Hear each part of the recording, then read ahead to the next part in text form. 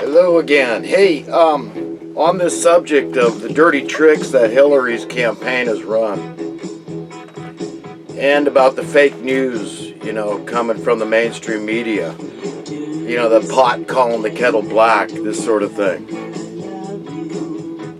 Well,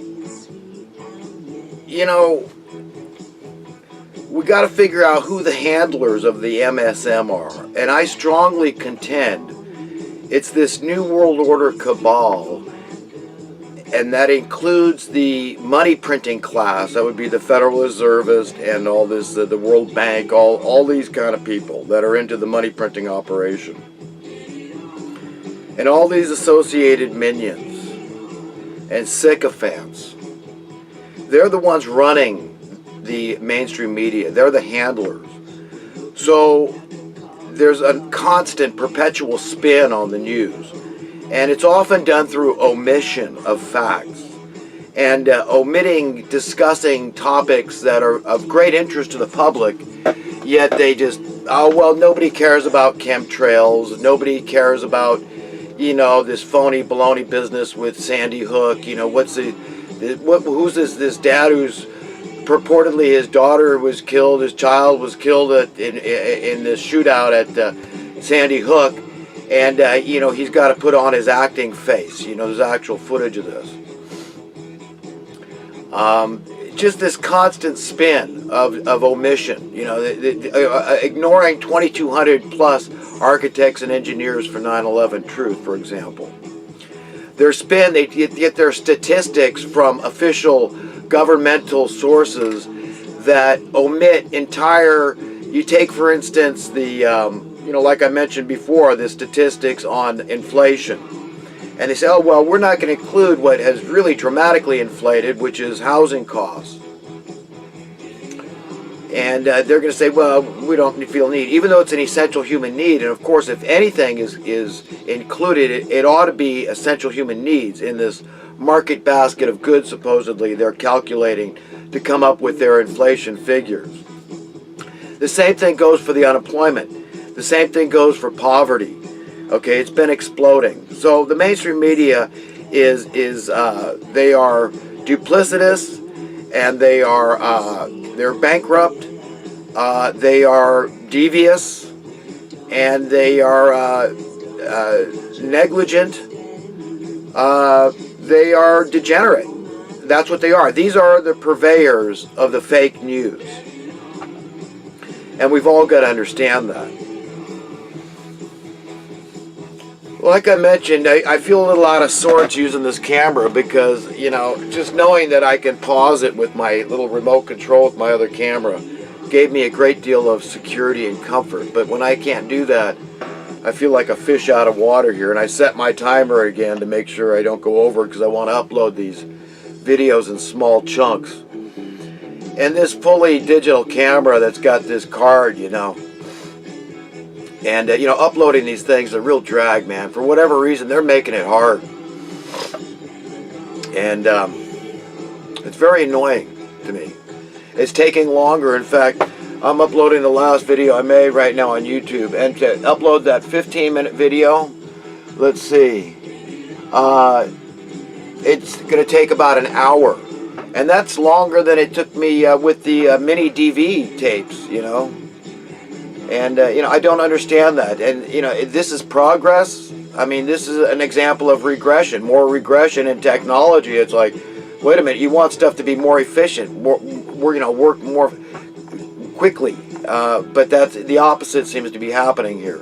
I started this thing about 20 minutes ago, and I still have 38 minutes to go to upload this video that I'm entitling "Of Thieves, Liars, Cheaters, and the Purveyors of Fake News."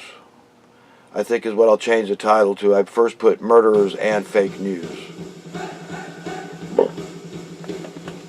But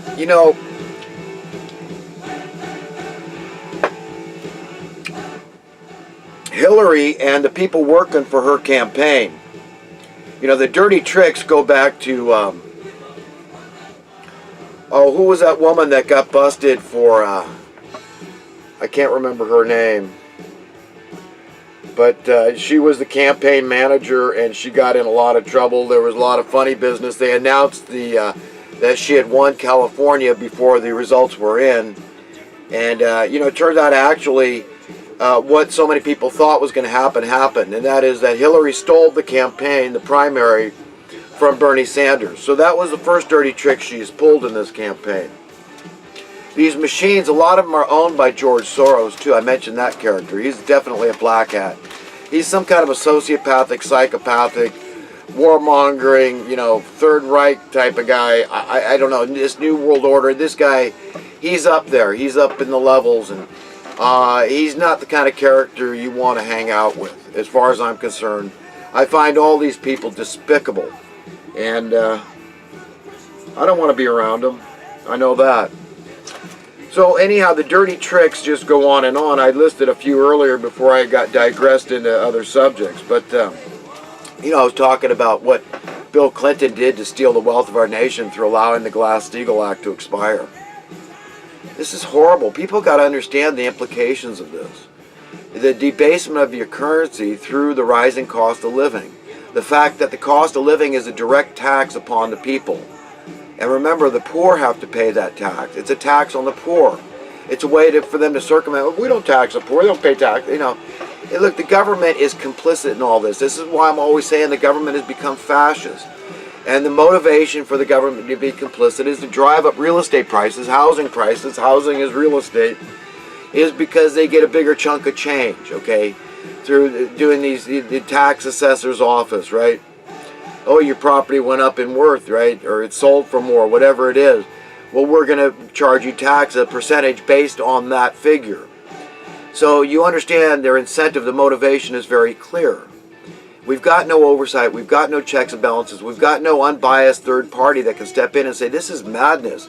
It isn't just the Democrats. It isn't just the Republicans. It's just all of you guys, you crony capitalists, you people, you communists, you people that just use banners and, socialism and all this. You say you're a capitalist, but you're a crony, you're a fascist. They make me sick.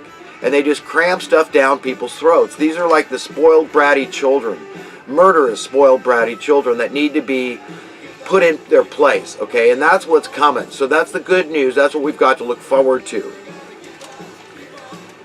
In the meantime, they're pulling out all the stops on this fake news nonsense. And, these are the biggest purveyors of the fake news. And again, I pointed out how they do it. Slanting stories, picking and choosing what they report, how they report it, what they focus on, what they fixate on, and what they won't touch. Even though it's very viable, interesting news that people want to know. But they don't touch it. Why? Because their handlers say, no, you're not getting paid to do that story. These are the stories you get to be paid for, and if you don't like it, you're out of here, okay? That's the way it is, and these are often very high-paying jobs. Just like these politicians, I pointed out how Nancy Pelosi, came into office, not even a millionaire, and now she's worth $500 million, okay? I mean, this is messed up stuff, folks. We've got to really understand the implications here, the serious nature of this. The wreckage these people are causing, the vast, untold misery out there. Just on the everyday people, Americans at large, the unsung heroes out there that are doing all the work. The people that are building the infrastructure and maintaining it, repairing the roads and all this. The people that are driving the transportation, the trucks and the trains and the planes and all this. The people working in the grocery stores, the janitors and the gardeners and the carpenters out there. Okay, just regular people, cooks. All these people, the factory workers out there that are hurt by this. Their hopes are being dashed of ever having prosperity, ever having a slice of the pie through home ownership, through prosperity. And to turn this thing around is like pulling teeth. Once this wealth disparity gets going, man, it's got inertia. It wants to keep going and going. And these establishmentarians that hate Trump, they see that their gravy train is coming to an end and they can't stand it. They're seething with anger and hatred, and they just want vitriol. They just want to do whatever is necessary to regain their position of power. They can't stand it. They won't accept it. So they're pulling out all the stops. No holds barred here, okay? So they're slandering Trump. You know, he should have right away said, I resent the implications of you saying I'm a racist. And then point out the fact that he's got this homeless woman, this black homeless woman that started squatting in one of his buildings. Somehow she got in one of the apartments at the Trump Tower, and security called Trump, and he said, nah, you know what, I'm going to let her stay here. And I'm going to insist that you give this woman 3 meals a day. And she's still there today, and this is years later. Okay, do you hear about that in the mainstream media? Another case in point, okay, of fake news by omission, okay? These people sicken me. You know, for them telling you, you know, there's no chance 9/11 was an inside job. You're just a bunch of nutty conspiracy theorists, even though there's all these professionals, underwriters, laboratories, you know, their reputation is on the line. This is the steel they delivered, saying it doesn't behave that way. Steel doesn't behave that way. That fire was very cool relative to what that metal was built to sustain. So don't give me this pancake BS. That's not what the architects and engineers for 9/11 Truth say. UL Underwriters Laboratory would know. These architects and engineers would know. Their reputations are on the line. And then the media won't touch that stuff and won't report it. The chemtrailing, all this, even though you can Google it on your computer, look up chemtrail images. See the planes that are outfitted for this stuff. They won't talk about it. They don't want to be liable. They don't want to be responsible if they create some monster storm that causes billions of dollars in damage and lives and everything else. Would never allow them to carry out their program. But they're doing it right under our noses. This is the kind of stuff that's going on. And then they want to call Alex Jones and InfoWars fake news and any of these other true news outlets like Drudge Report, any of these, the good guys out there. James O'Keefe, because he goes undercover. Remember Chris Hansen doing his undercover sting on all these pedophiles? Nobody objected to that. But they don't like it when they go find out that these Planned Parenthood is selling baby organs. You don't want to hear about that, do you? Okay? So, you know what? I mean, I'm just repulsed by these people. I got to tell you, you know. I've only got a couple of minutes left on this, so I guess I better get back here. But, you know, the vote flipping machines. I mean, how many cases were reported that people, you know, push Trump and then it comes up Clinton, you know, on these machines. This was reported happening over and over again, even when they did it repeatedly. And then they made it against the law. You couldn't videotape this happening. Okay, you could get arrested for what, a misdemeanor or whatever. Maybe, I don't know what the hell they were calling it, a felony, you know, photographing what you voted for and that the machine is malfunctioning and switching votes. And then we got Jill Stein in there with the recount. And then we find out that actually Trump even won the popular vote. So, you know, this is absurd what's going on here. So, they tried the Billy Bush thing. And now they're trying this idea that, you know, that Putin swung the election, Russia swung the election for Trump. That Trump is, you know, an undercover communist. He's a commie sympathizer, even though Russia's gone anti-communist. When really we see Hillary Clinton is the one that's chummed up with the Chinese and the Saudi Arabians. So it's just a load. You know, it's a load of BS, and we've all got to understand it's a load of BS. And get with it, you know, and get with the program and start telling these people, putting them in their place and saying, look, you know what, this is how it's going to be. Thank God we've got the military and law enforcement, by and large, they like Trump more. So, you know, if it's going to come down to a coup, if they're going to try to instigate, provoke, incite some civil war in America, they're in for a big surprise. So things are coming down. The jig is up for these people. They know it, but they can't stand it. They refuse to face it. They're in denial, and they're going to squirm, and they're going to rant, and they're going to rave, and they're going to act like children. They're going to be murderous criminals any chance they get, but they're not going to succeed. You know, that's the good news.